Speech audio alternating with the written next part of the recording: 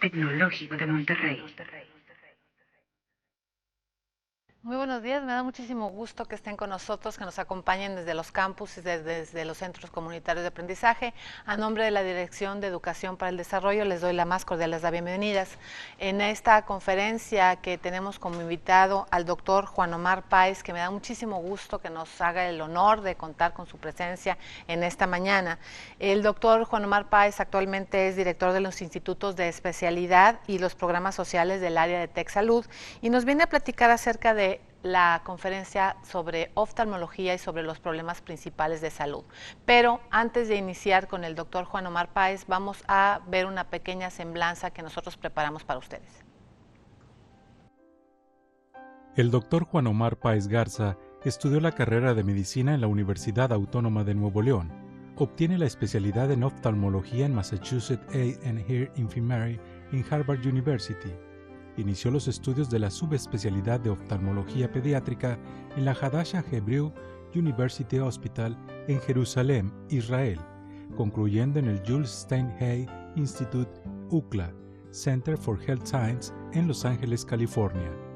Es miembro de la Sociedad Mexicana de Oftalmología, de la Academia Americana de Oftalmología, del Jules Steinhey Institute Alumni Society, American Association for Pediatric Ophthalmology and Strabismus, Sociedad de Pediatría de Monterrey, Sociedad de Cirujanos Pediatras del Noreste, Colegio de Pediatría de Monterrey, Colegio de Médicos Cirujanos de Monterrey, del Cuerpo Médico del Hospital San José, del Hospital Zambrano Elión, del Cuerpo Médico del Hospital Christus Muguerza, del Centro Mexicano de Estrabismo y miembro fundador de la Asociación Mexicana de Oftalmología Pediátrica.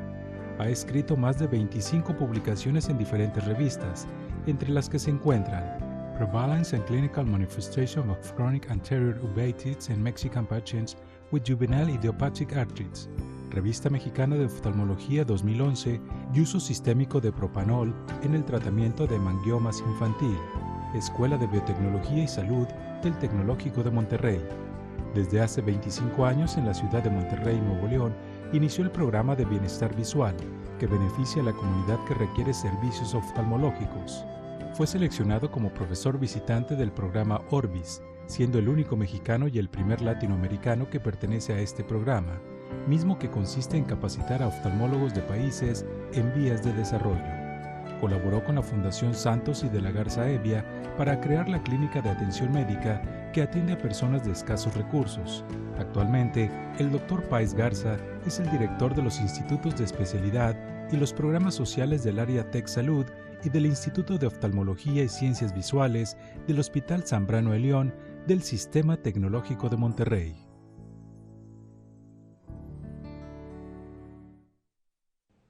Muy buenos días a todos los que están aquí y a todas las personas que están conectadas. Para mí es un privilegio estar esta mañana con ustedes compartiendo un poquitito de nuestro quehacer del día a día. Este seminario yo quisiera iniciarlo con una breve explicación de qué son los institutos de especialidad que actualmente estamos llevando, desarrollando más bien en TecSalud. De todos es muy bien conocido que el modelo actual de la medicina ha cambiado, se está agotando. Ya no es lo mismo lo que quisiéramos tener como medicina ideal. No es lo mismo que los doctores, por ejemplo, sepamos todo de todo y lo sepamos bien. Cada vez se está sofisticando más y más y más las especialidades en medicina, a tal grado que dentro de la misma especialidad existen personas que se hacen más que todo expertos en una área de esa especialidad. ¿Por qué? Pues porque lo que se pretende y la exigencia de nuestros pacientes y la exigencia del público a quien tratamos, y lo queremos llamar de esta manera, es darles lo mejor de nosotros y darles siempre una calidad en la atención. Eso es justo el objetivo que queremos en los institutos de especialidad. Por decir, el instituto de especialidad, cualquiera que ustedes quieran, vamos a tomar cirugía.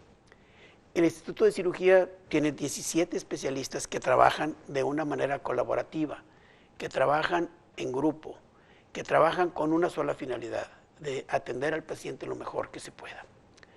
Y esto significa, por ejemplo, que si alguien es especialista en cirugía de cuello y ve un paciente con un problema abdominal que requiere cirugía, bueno, pues mi socio, mi amigo, mi compañero especialista en cirugía abdominal es la persona que lo va a tratar quizá un poquito mejor que yo y lo pasamos para que él lo haga.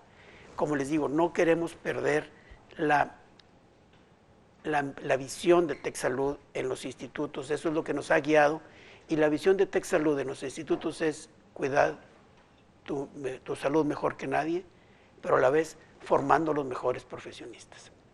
Y con esto yo me refiero a que cuando queremos nosotros dar calidad a nuestros pacientes, tenemos que tener ciertos lineamientos importantes, por ejemplo, el uso de guías clínicas, de saber qué es lo que se está haciendo en la realidad, en la actualidad, en las mejores partes del mundo, seguir estos métodos que ellos hacen, tener un enfoque multidisciplinario, es decir, integral. Nosotros queremos que el paciente cuando llegue a TecSalud se le resuelvan todos sus problemas, que no tenga que andar buscando aquí y allá y más allá, porque a lo mejor eso es hasta contraproducente para el mismo paciente, porque no cumplimos con sus expectativas y lo traemos de la seca a la meca, por así decir, y queremos que en TecSalud ahí se resuelvan todos los problemas de la mejor calidad. Se tiene también toda la infraestructura y toda la tecnología de vanguardia para poder cumplir con este objetivo. Pero aquí creo que ya viene lo importante. Ya tenemos que empezar a medir lo que estamos haciendo. ¿Quién dice que lo que hace fulano de tal es lo mejor que hay? Si nosotros le preguntamos a los doctores, todos vamos a decir, es que yo hago lo mejor que puedo las cosas, o yo soy el mejor. ¿Pero comparado con quién? ¿Quién lo dijo? Entonces, este nuevo parámetro que estamos tratando de introducir en los institutos de salud es lo que nos va a decir realmente cómo estamos. Tenemos que medir lo que hacemos.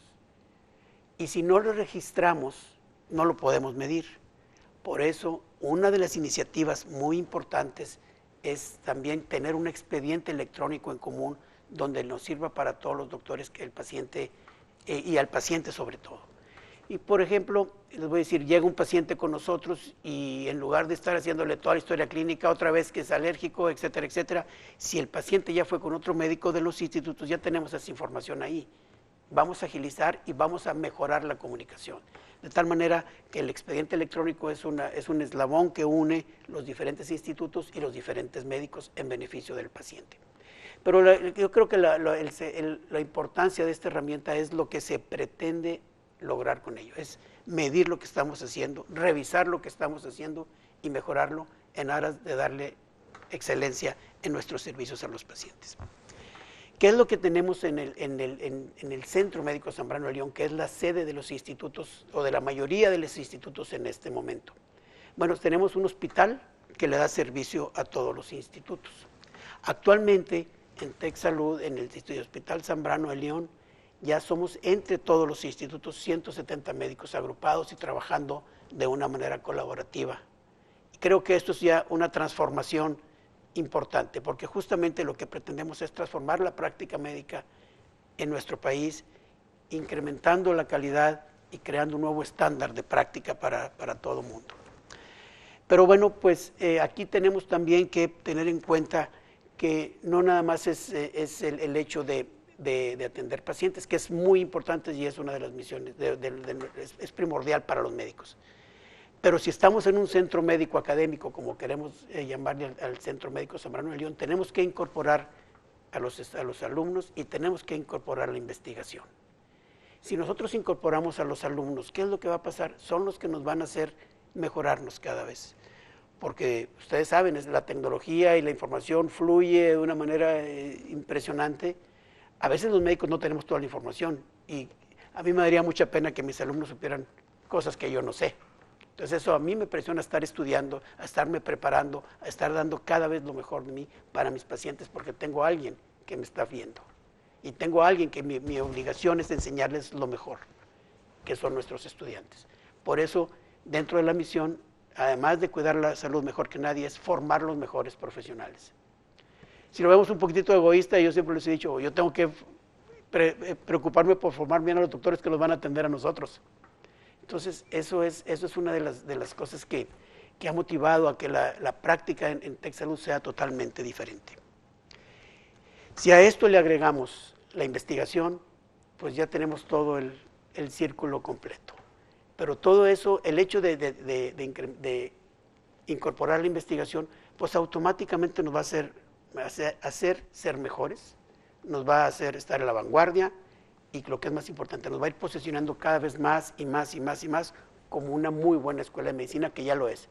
Pero tenemos que jugar en las ligas mayores, tenemos que irnos más arriba, tenemos que poner nuestra escuela muy alto y no nada más en México, que ya lo somos. Queremos ser la mejor escuela de medicina en Latinoamérica y eso lo tenemos muy claro en los institutos y es parte de nuestra función ir trabajando hacia allá. De tal manera que los institutos, para resumir, es un grupo de médicos que estamos trabajando en conjunto, que estamos trabajando de una manera colaborativa y que tenemos la misión de educar y de investigar. Todo eso en beneficio del paciente. Bueno, pues y básicamente lo único que yo sí me resta por decir es que ya actualmente somos 10 institutos de salud y 2 centros. Y hay cosas bastante innovadoras. Por ejemplo, tenemos el Centro del Tratamiento del Dolor. El Centro de Tratamiento del Dolor es un lugar especializado donde se tratan personas que tienen de esos dolores intratables, que por más medicinas que se les da, por más tratamiento que se da, no se mejoran y siguen con esos dolores. Llámese cierto tipo de enfermedades crónico-degenerativas, todo ese tipo de dolores difíciles de tratar. Tenemos el Centro del Dolor. Este es un centro muy importante, es un centro que está cumpliendo con una función que no había en todo el noreste quizá, y creo que son parte de las pequeñas innovaciones. Acuérdense que los sueños grandes empiezan con pasos chiquitos. Y el tener el Centro del Dolor ya ahora sí muy bien organizado es un gran logro, porque tenemos médicos especializados en tratamiento del dolor, que a veces es difícil conjuntarlos, y bueno, pues ya hemos logrado tenerlos. Realmente ha sido un logro el hecho de tener 170 médicos ya, y aún hay más, como por ahí decían en la televisión, porque está por crearse nuevos centros. Estamos por crear un centro muy importante que es el Centro de Tratamiento de Diabetes, que ustedes saben, diabetes es una de las enfermedades que más afectan a nuestra población. Tenemos el primer lugar en esto a nivel mundial y creo que debemos de atenderlo como debe ser y darle la importancia como debe ser, y eso es lo que estamos haciendo en nuestra institución. Pues básicamente quisiera comentarles que todos estos institutos ya están trabajando: Instituto de Cardiología y Medicina Vascular, Instituto de Oftalmología, de Pediatría, de Bienestar Integral, Instituto de la Mujer, Instituto de Rehabilitación. Son los diferentes institutos que ya existen. Hay un instituto de rehabilitación, Instituto de Oncología también se está creando, y ese Instituto de Oncología va a ser también un parteaguas en el ejercicio de la oncología en Monterrey, donde estamos agrupando oncólogos, no nada más nacionales, internacionales, que van a estar trabajando en TechSalud, lo cual creemos que también es otro logro sumamente importante y de gran beneficio para nuestra población. De tal manera que les comentaba yo también que estamos tratando de que el expediente electrónico sea una arma muy poderosa, no como expediente, porque ya lo es, sino para una arma para mejorar lo que hacemos en nuestra práctica médica. Y básicamente lo que queremos mostrar es que todo un grupo de gentes está siempre alrededor de los pacientes, incorporando educación, incorporando investigación en la práctica. Bueno, pues todo esto implica que tengamos que dar mucha calidad, y no nada más en la atención, tenemos que dar mucha calidad humana. Siempre corremos el riesgo cuando llega la tecnología de deshumanizarnos un poco, y creo que esto es otro factor importante que tenemos que estar muy al pendiente, que queremos que los pacientes sientan que realmente es su casa y es el mejor lugar para atenderse. De tal manera que los institutos forman todo un centro educativo de atención a los pacientes, pero implica médicos, investigadores, residentes, que son los médicos que se están especializando, estudiantes, todo el personal administrativo, todo el personal de enfermería, todo el personal de que trabaja en un hospital, todos los queremos integrar. Y yo quisiera nada más llamarles la atención en algo que a veces no pensamos. Imaginémonos un paciente que se operó del apéndice, porque tenía una apendicitis, llegó a urgencias, lo vio el doctor y rápidamente lo operó.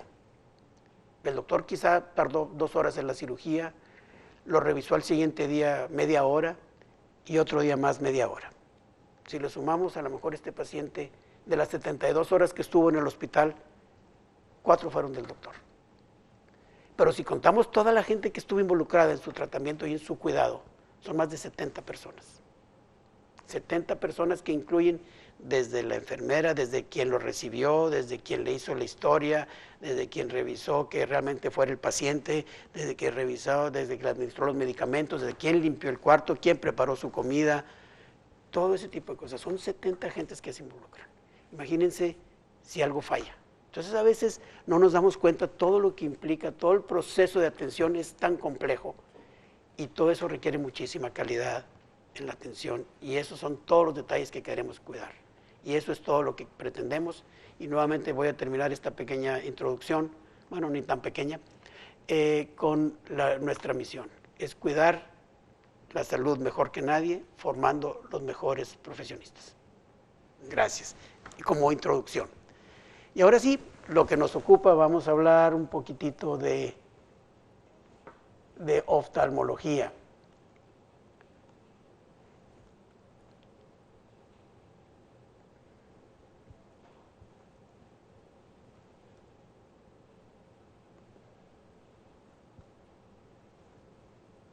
Vamos a ver.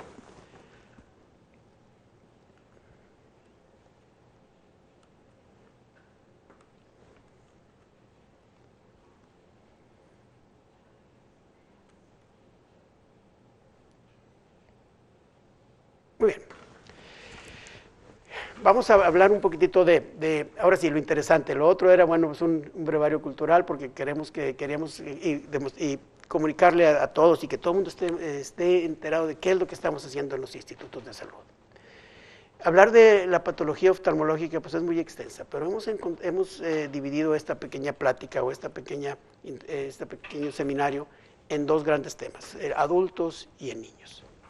Vamos a empezar con los adultos, porque los niños también, aunque es muy importante, pero creo que vamos a enfocar un poquitito en los adultos y creo que esto sí requiere que a veces nos preocupamos mucho por nuestros hijos, como debe de ser, pero a veces no nos preocupamos por nosotros. Y creo que ahí eso es lo importante. Vamos a hablar de una condición que se llama glaucoma. Glaucoma, si por definición, es una enfermedad donde se dice la presión del ojo está alta. La presión del ojo está alta, ¿y qué significa? El ojo es como una pelota que tiene que estar inflada. Pero no puede estar inflada de más ni de menos. Tiene que estar con una presión constante, como las llantas de los carros. Tiene que estar con una buena presión para que sea el mejor funcionamiento. Bueno, en el ojo así existe. Pero hay cosas importantes que en un glaucoma que yo quisiera mostrárselas anatómicamente hablando. Si nosotros vemos, ahí está en el centro el nervio óptico, y ahí se ve, está descrito como optic nerve head, y pegado a esto, un poquitito separado, es lo que se llama la mácula. Y yo quisiera que se grabaran ese término de mácula, porque el rato vamos a revisar y es algo que cada vez se está poniendo más más popular este término, mácula. Entonces, miren, si nosotros vemos, eso anaranjado que se ve es lo que viene siendo la retina. La retina es como si fuera el tapiz del ojo. Es decir, si nosotros estamos aquí adentro del ojo, el tapiz de las paredes viene siendo la retina. La retina es una capa que es, o ese tapiz tiene varias capas, pero eso no es lo importante en este momento. Lo importante es de que ese tapiz recoge todos los estímulos, los concentra en el nervio óptico, y el nervio óptico es el que los transmite hacia el cerebro. De tal manera que, y esto va a sonar un poquitito extraño, vemos no nada más con los ojos, vemos también con el cerebro.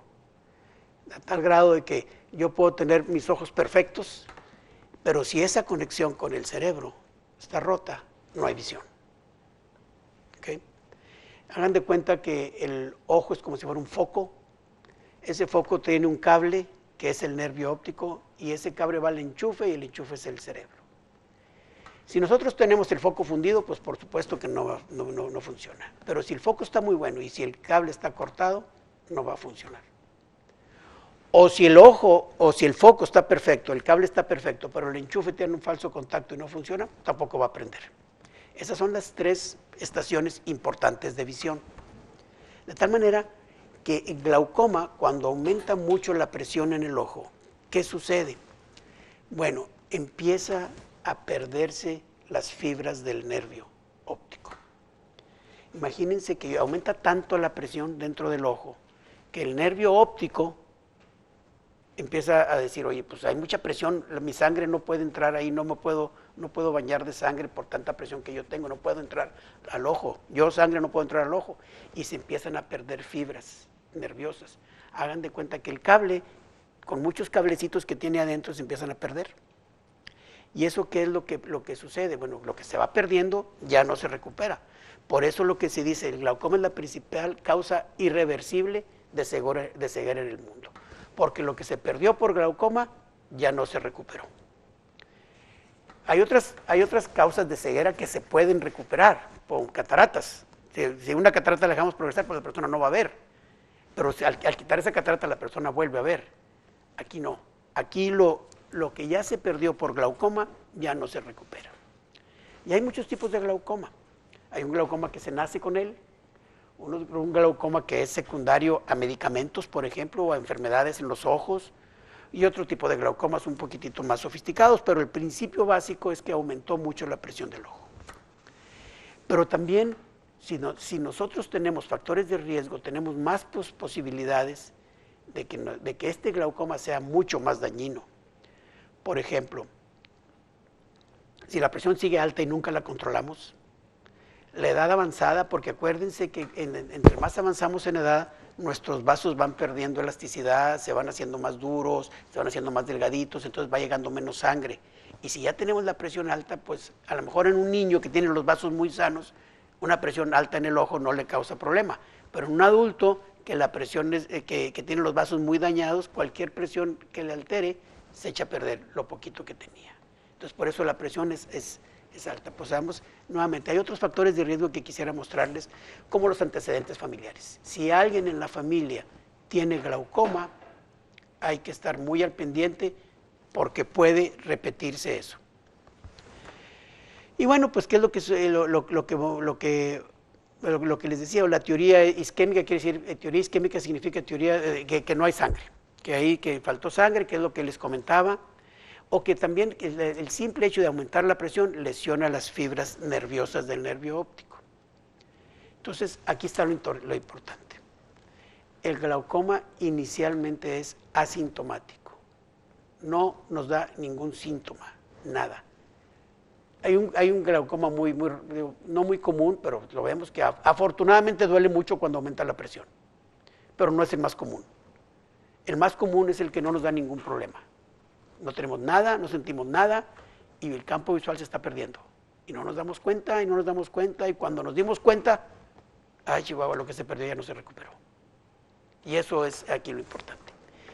Y después de que se pierde, y el campo se va perdiendo así, la visión periférica se va cerrando, y al final se pierde todo, si no se controla la presión. No quiere decir que cuando alguien se le diagnosticó glaucoma, ya se quedó así, ya va a perder su visión, no. Lo importante es eso, de que hay que diagnosticarlo y tratarlo para que estas situaciones no pasen.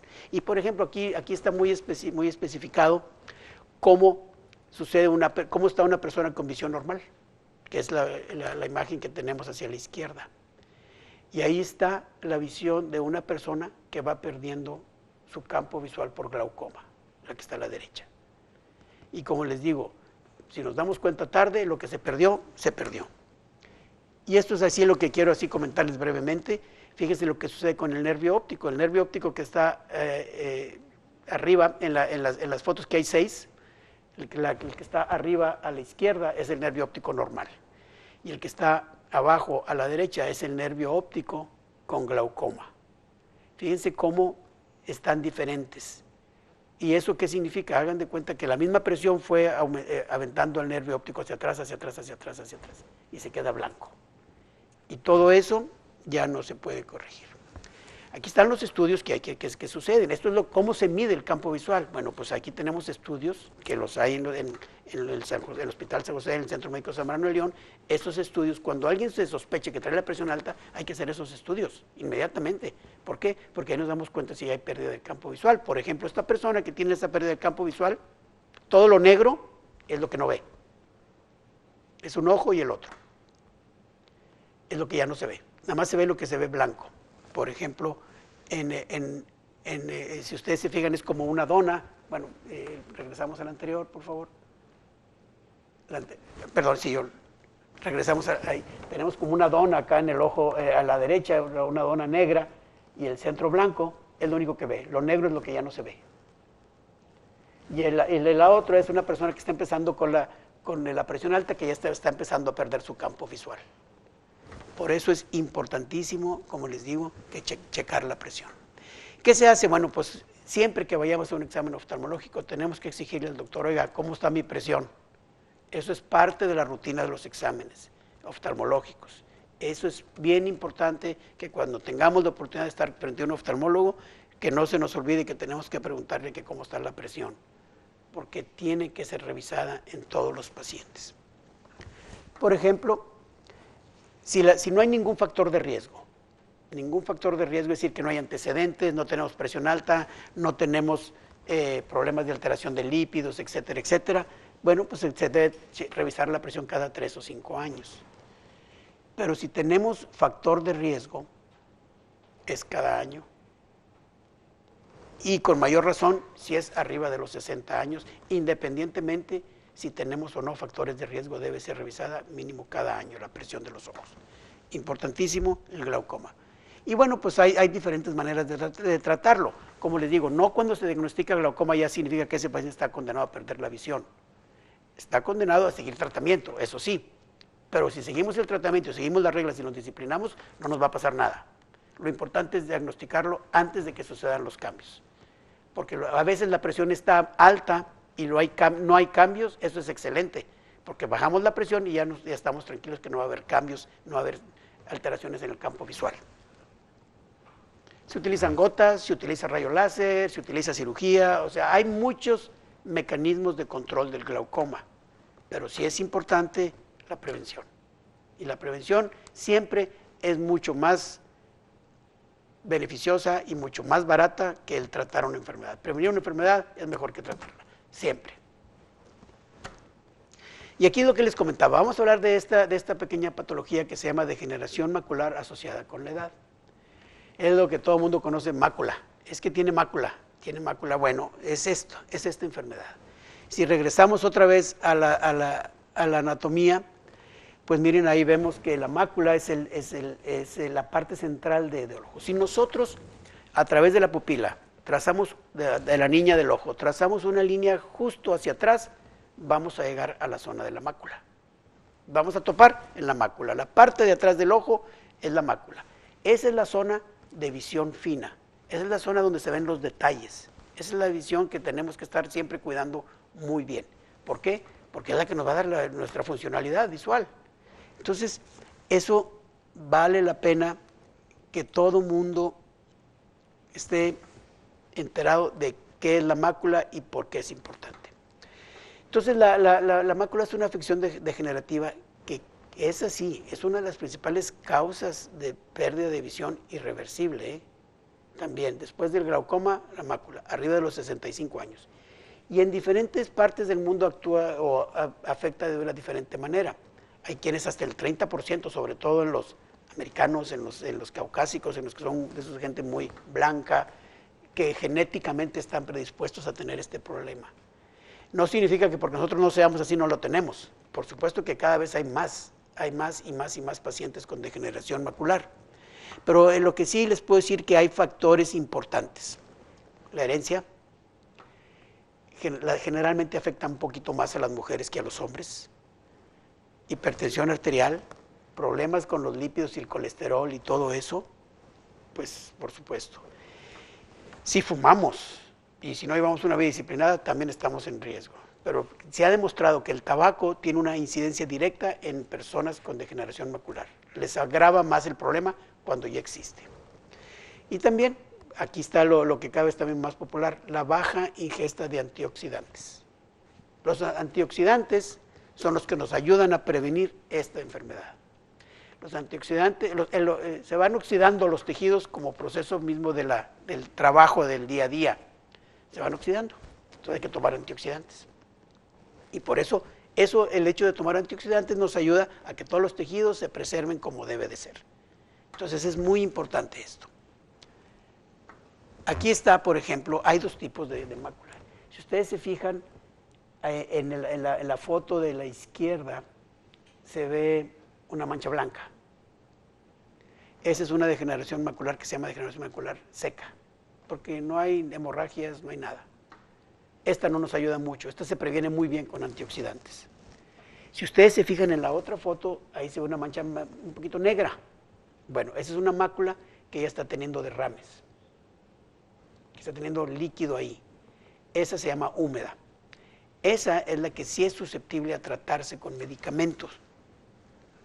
¿Y qué es lo que pasa? Imagínense, por ejemplo, lo siguiente.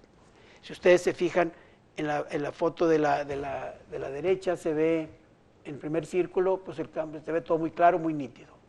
Alguien que tiene degeneración macular pierde el centro de la visión. Si nosotros lo traducimos a ver cómo se vería si vemos una cuadrícula, el de la izquierda está en una cuadrícula perfecta. El de la izquierda se ven los cuadros distorsionados. Esta persona está empezando con degeneración macular. Quien tenga esos cuadros distorsionados, se empieza a tener degeneración macular. Y dice, bueno, ¿qué hago si yo no tengo esa rejilla? ¿Cómo le hago? Bueno, pues eso no es problema. Vayan al Instituto de Oftalmología y con mucho gusto se las damos. Pero eso no es tanto. Lo que sí, cualquier línea que ustedes le empiecen a ver chueca, rápido, fue un foco rojo ahí. Eso hay que checarlo. Las líneas de las puertas, las líneas de los marcos, todo eso, si las empezamos a ver chuecas, eso es signo de alarma y hay que acudir con el doctor. ¿Ok? Y aquí nada más, esto es un poquitito técnica, pero lo que les quiero decir es que vean cómo está todo desarreglado, la arquitectura ahí se ve que no está bien, se ve algo que trae, no se ve bonito. Eso es una degeneración macular del aspecto ya microscópico. Pero, por ejemplo, aquí vamos a comparar lo que sucede. En la foto de la izquierda, la de arriba, se ve una foto de la parte posterior del ojo donde se ve el nervio óptico, ese círculo blanco es el nervio óptico, lo que se ve un poco más oscuro es la mácula, y abajo es un estudio para ver cómo están las capas. Les decía, es un tapiz que tiene varias capas. Bueno, esas capas están muy arregladitas, se ven muy bonitas, cada capa se ve bien definida, etc. Eso es lo normal. ¿Qué diferencia se ve con la otra? Fíjense cómo se ve manchas blancas, se ve una cosa ahí rara, una mancha oscura, etcétera, etcétera. No se ve normal. Si lo correlacionamos con la foto que está abajo de la foto de la derecha, fíjense cómo está totalmente desarreglada la anatomía. Si comparamos una con la otra, pues una se ve normal y la otra está llena está toda desarreglada esa anatomía. Entonces, eso es lo importante para que ustedes vean qué sucede en el interior del ojo. Esta persona que tiene esto, afortunadamente hay tratamiento para que no progrese, para que no progrese, no para que se quite, pero para que no progrese la enfermedad. Eso sí es importante. Por eso, cualquier cosa que ustedes noten en las líneas, inmediatamente hay que verlo, hay que revisarlo, porque estamos a lo mejor frente a una degeneración macular que está empezando, y eso es algo que se puede detener en ese momento. Importantísimo. ¿Y qué sucede? Bueno, pues ya tenemos afortunadamente medicamentos que se están empezando a utilizar y se inyectan dentro del ojo, así como ustedes lo ven así, pero precisamente para quitar todo eso. Y esto hace 8 años no había.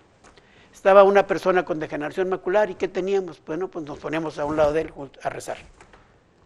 Esto ya no sucede. Afortunadamente ya hay medicamentos y cada vez hay más y más y más y más y más y más. Nosotros en TecSalud, en el Instituto de Oftalmología, vamos a iniciar un medicamento, estamos por iniciar una investigación con células madre en esto, precisamente en esto. Pero muy bien controlado, muy bien llevado ese instituto, porque ahorita todo el mundo, ese estudio, perdón, porque ahorita todo el mundo utiliza células madre para todo. No, esto es diferente, esto realmente es algo muy serio. es algo muy bien controlado. Queremos ver si estas células madre que se llaman C34 más nos ayudan para este tipo de degeneración macular. Es una investigación que se va a llevar en conjunto, que se llama multicéntrico. En Houston, nosotros, en Alemania, en diferentes partes, para después comparar todos nuestros resultados y decir, bueno, realmente si nos funcionó o no nos funcionó. Y todos siguiendo el mismo protocolo de investigación, que eso es lo que le da mucha validez a las investigaciones. Que los protocolos sean muy correctos y muy bien llevados y que sean lo que se llaman multicéntricos, sean diferentes centros para comparar los resultados y tener una variedad de pacientes grande. Tenemos otra enfermedad u otra condición que nos debe también de dar un poquitito de tranquilidad, porque en esto quizás es donde mejores resultados tenemos en la oftalmología, cuando estamos frente a una persona que tiene cataratas. Las cataratas es muy común, pero vamos brevemente a ver la anatomía. Sí, imagínense que ese es el ojo, pero lo partimos a la mitad, así de adelante hacia atrás, y lo abrimos. Si ustedes se fijan, en el centro hay un lente, un pequeño lente, ahí está, que ese lente se llama cristalino. Cuando ese cristalino, y se llama cristalino porque si lo sacamos y lo ponemos en un vaso de agua no lo encontramos de lo transparente que es. Cuando se empieza a opacar ese lente es lo que se llama cataratas. Estas cataratas pueden aparecer desde chiquitos. Ahí está, por ejemplo, una catarata. A través de la niña del ojo se ve blanco. Ese lente que estaba atrás de la niña del ojo estaba totalmente transparente. Pero ahí ya se opacó. ¿Y qué es lo que pasa? Imagínense qué pasa si yo la ventana de mi recámara la pinto de blanco. Pues no voy a ver para afuera y nadie va a ver hacia adentro de mi cuarto. Bueno, imagínense que eso está pintado de blanco, el paciente no puede ver y nosotros tampoco podemos ver adentro del ojo. No sabemos qué está pasando dentro del ojo. Pero hay métodos indirectos para saber, eso no es el problema. El problema mayor es que al opacarse el cristalino, se deja de ver. Y eso es la que es la catarata. El cristalino opaco se llama catarata. Y hay muchos tipos de cataratas. Puede estar localizado en diferentes partes, dentro de ese lente. Hay cataratas que empiezan por la edad. Si nosotros tomamos aproximadamente a 100 pacientes de 80 años, a lo mejor el 60% va a tener cataratas. Estadísticamente, por cada 1.000.000 de habitantes, cada año aparecen 1.500 casos de cataratas. Entonces imagínense en Monterrey, si estamos hablando de 4 millones de gente, con su área metropolitana quizá, pues cada año tenemos 6.000 cataratas nuevas, más las que ya estaban. Entonces eso es algo muy frecuente. Pero afortunadamente tiene muy buena respuesta y muy buen tratamiento en adultos. En niños es diferente. Pero desafortunadamente la catarata también se puede presentar en niños. Hay niños que nacen con cataratas o niños que se les desarrolla una catarata para poder,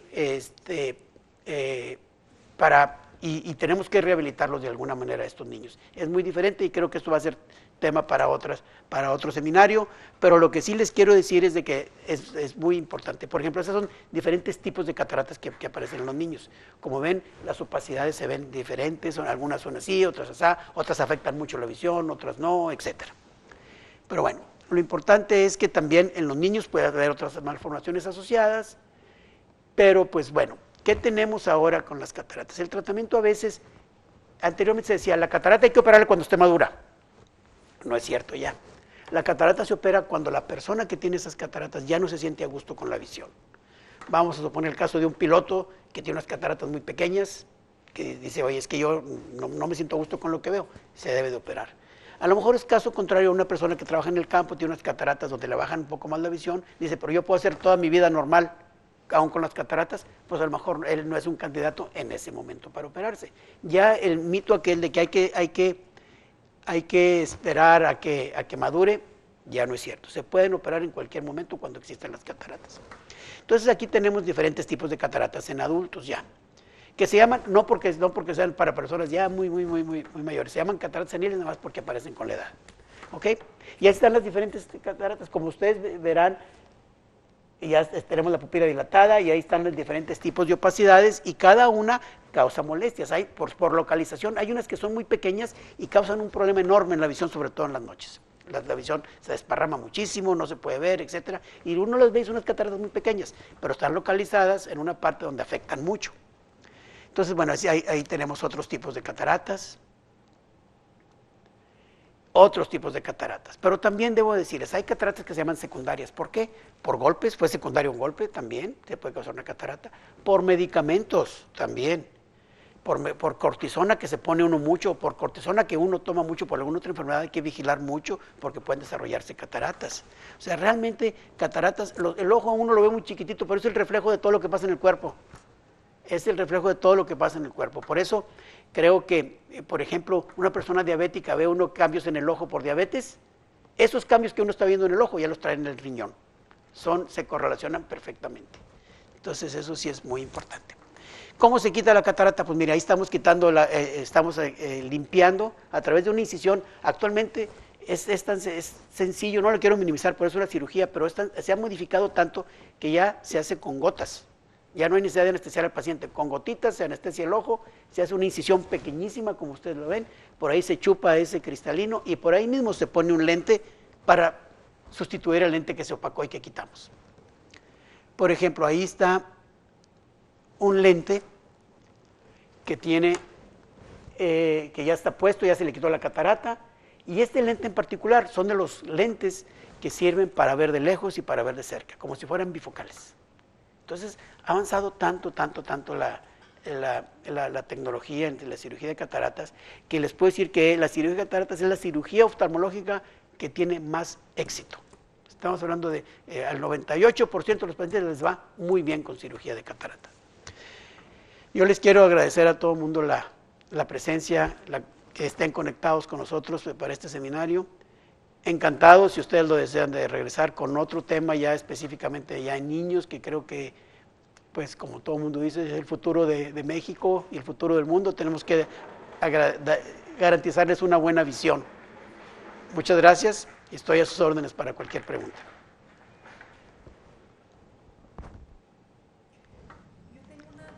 Sí. Pues nosotros tenemos, vamos a pasar a las preguntas. Les agradezco muchísimo, le agradezco muchísimo al doctor Juan Omar Páez, y pues las preguntas nos las pueden hacer llegar al correo que va a aparecer, aquí ahorita van a poner un súper con el correo para que usted pueda, ahí está, agsalazar@techvirtual.mx, para que nos hagan llegar sus preguntas, y las preguntas aquí en la sala, adelante. Sí. Gracias, doctor, por su conferencia, muy interesante. Gracias. Y quiero preguntarle esto. Por ejemplo, cuando la mácula está húmeda, que hay derrame, la persona pierde la vista. Ajá. Tengo un caso de un señor que le pasó eso, pero hay probabilidades que vuelva a ver o ya no. Es una persona de 87 años. Sí hay probabilidades. Como les comento, la degeneración macular húmeda, que es la que usted dice, nos da derrames, es la que nos da la opción de inyectar medicamentos y de tratar medicamentos que hace tiempo no existían para recuperar su visión. Y esos básicamente son medicamentos que nos ayudan a que los vasitos esos nuevos que crecieron y sangraron se quiten y se absorba su derrame. Sí hay opción, pero habría que valorar el caso. Otra. Sí, claro. ¿Qué podemos tomar como antioxidantes? Multivitamínicos que tengan antioxidantes. ¿Cómo? Multivitamínicos que tengan antioxidantes, que tengan específicamente. Sí, hay multivitamínicos que tienen luteína, por ejemplo, que es un poderosísimo antioxidante, ese ayuda muchísimo. Y otro también que tiene sansantina, que se llama, que también es otro antioxidante poderosísimo y que tiene y que ayuda muchísimo para problemas de mácula. No quiero abusar. No, estoy a sus órdenes. ¿Qué tanto efecto produce el timotol, digamos mínimo de 0.5%, o el IMOT? Sí, de hecho es el mismo. Ese es un medicamento que ayuda a bajar la presión. No significa... No, es mira, cuando tenemos el glaucoma, es decir, la presión alta en el ojo, que es un factor de riesgo importante, que perdamos el campo visual, es como la diabetes. Cuando nos aparece la diabetes, no hay medicamento que nos quite la diabetes, pero sí hay medicamento que nos controla el azúcar. Es exactamente lo mismo en los ojos. El Timoptol es uno de los medicamentos que nos ayuda a controlar esa presión, que se mantenga baja. Y si se mantiene baja la presión, no tenemos ningún riesgo de que se pierda la visión. Vale, doctor. Tengo muchas preguntas, pero Yo estoy a sus órdenes. Si alguien quiere preguntar. Sí, por supuesto. Aquí está. Mire, doctor, yo quería preguntarle, yo vengo con antecedentes de glaucoma. Ujú. Mi abuelo paterno perdió la vista, mi papá, un hermano de mi papá.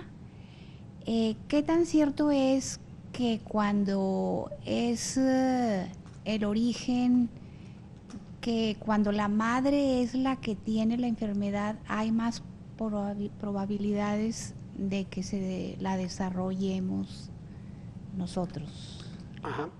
Es cierto, es cierto. El patrón de transmisión de glaucoma es una patrón que un poquitito técnico se llama, es multifactorial, es decir, es de muchos genes que están ahí, es multigenético.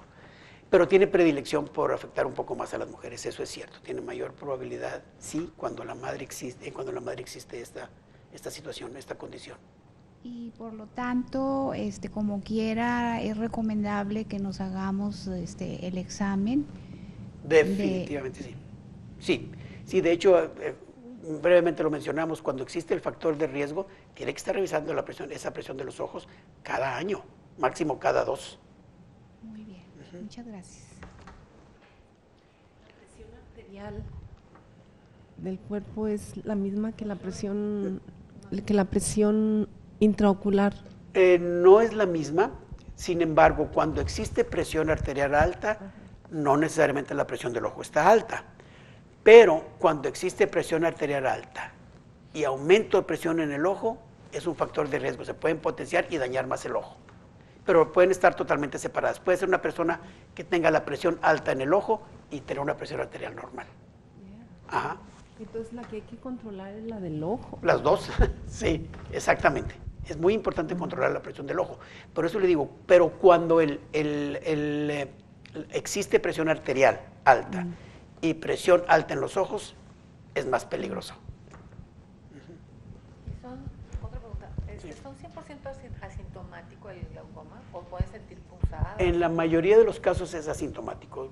Qué bueno que todo el glaucoma fuera de esa manera, que nos dé punzadas y que nos dé dolor, porque nos avisa luego.